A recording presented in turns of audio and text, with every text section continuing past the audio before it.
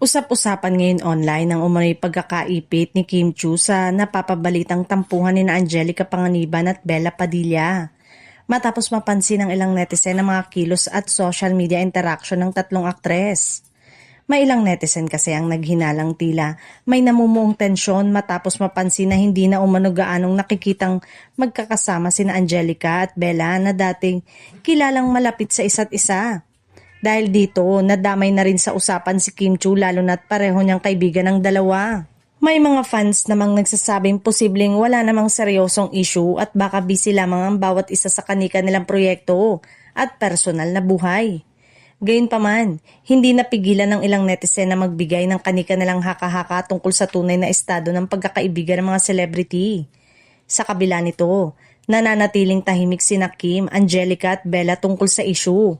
At wala pa rin namang kumpirmasyon kung may totoong tampuhan bang nangyari.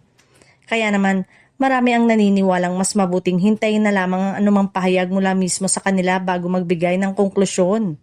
Samantala, patuloy pa rin ang suporta ng kanilang fans sa tatlong aktres na pawang may kanika nilang matagumpay na karera sa industriya ng showbiz.